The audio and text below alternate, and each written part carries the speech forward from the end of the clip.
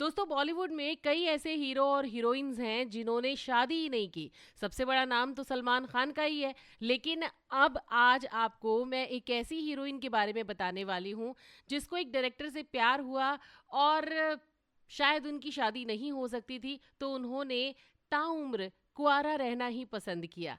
अब ये जो तस्वीर आपके सामने आ रही है ना, इसको पहचानिए। कौन है ये हीरोइन? और बहुत ही सुपरहिट हीरोइन है, काफ़ी अच्छी अच्छी फिल्में इन्होंने दी है।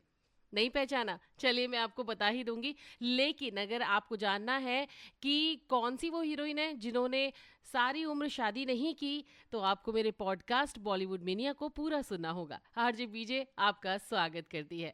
तो चलिए शुरू करते हैं आज का पॉडकास्ट। 1978 में एक फिल्म आई थी, मैं तुलसी तेरे आंगन की।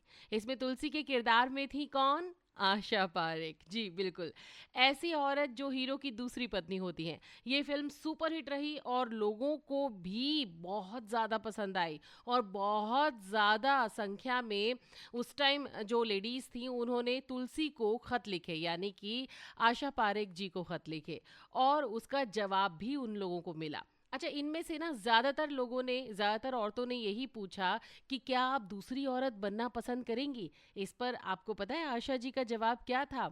आशा पारेख ने जवाब दिया कि मैं किसी की सौतन नहीं बनूंगी।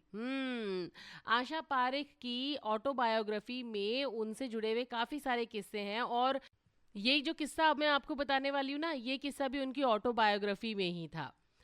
तो अपनी autobiography Asha Parekh the hit girl में बॉलीवुड की शानदार एक्टर की जिंदगी से जुड़े कई दिलचस्प किस्से हैं।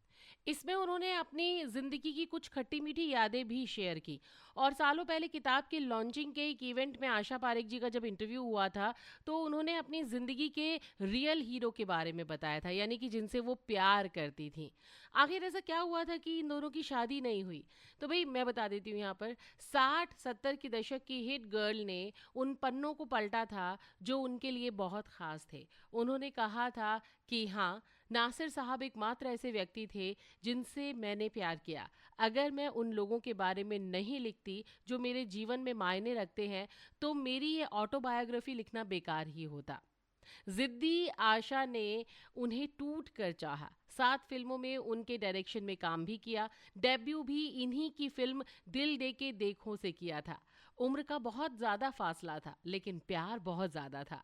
इतना कि उनको अपने बच्चों से अलग करने का ख्याल भी दिल से निकाल दिया। उन्होंने इस इंटरव्यू में खुद ही कहा था कि मैं घर तोड़ने वाली नहीं बनना चाहती थी। आशा पारेख के नासिर हुसैन के संग दोस्ती के किस्से उस जमाने में इंडस्ट्री में खूब ज्यादा मशहूर थे, लेकिन उन्होंने कभी इसके बारे में बात नहीं की, हमेशा चुप रही। आशा ने अपने इसी इंटरव्यू में कहा था कि शादियां ऊपर से तय होती हैं और शायद इस मामले में भगवान ने मेरी जोड़ी बनाई ही नहीं, शायद वो मेरी जोड़ी बनाना भूल गए। मेरी शादी का संयोग ही नहीं था, इसीलिए मेरी शादी नहीं हुई। हालांकि मेरी माँ चाहती थी कि मेरी शादी किसी तरह हो जाए। शादी के लिए प्रपोजल्स भी आए थे लेकिन कुछ जमा नहीं। मम्मी को किसी ने कहा था कि इनकी शादी मत कराना, लेकिन फिर भी मेरी माँ मेरे पीछे पड़ी रही। लेकिन वही जो ऊपर वाले ने लिखा होता है वही, तो मेरी शादी नहीं हुई। 2017 के इस इवेंट में आशा पारेख ने कहा था कि मेरा मानना था कि शादी होने से ज़्यादा ज़रूरी है अच्छी शादी होना। सिर्फ शादी का टैग लगने के लिए मैं शादी नहीं करना चाहती थी। आशा पारेख हिंदू पिता और मुस्लिम माँ की इकलौती संतान थी और खुद को ना अकेला बिल्कुल भी नहीं मानती थी, क्योंकि उनकी गर्ल्स गैंग हमेशा उनके साथ रही। अक्सर हमने उनको देश विदेश सैर पर घूमते हुए देखा है और उनके दोस्त हेलन, वहीदा रहमान, सरीखी वेटरन एक्ट्रेस उनके साथ हमेशा रही। और पता है, हेलन जी के साथ उनके बहुत अच्छे रिश्ते हैं, इसलिए सलमान खान के परिवार के साथ आशा पारेख का बहुत अच्छा बॉन्ड भी है। तो आज का मेरा ये पॉडकास्ट आपको कैसा लगा, मुझे कमेंट बॉक्स में कमेंट करके ज़रूर बताइएगा। और आशा पारेख की वो कौन सी फेवरेट मूवी है जो आपको बहुत ज़्यादा पसंद है, उसका नाम भी ज़रूर लिखिएगा। और हाँ, अगर मेरा पॉडकास्ट पसंद आता है तो आरजे बबीता मेरा यूट्यूब चैनल, इसको सब्सक्राइब करिएगा, मेरी इस पोस्ट को भर भर के शेयर करिएगा, लाइक करिएगा, कमेंट करिएगा। और अगर आप मेरे फेसबुक पेज पर इसको सुन रहे हैं तो सेम चीज़, लाइक कमेंट शेयर ज़रूर बनता ही बनता है। और हाँ, इंस्टाग्राम पे भी आप मुझे फॉलो करिए, आरजे बबीता 13 मेरा पेज है।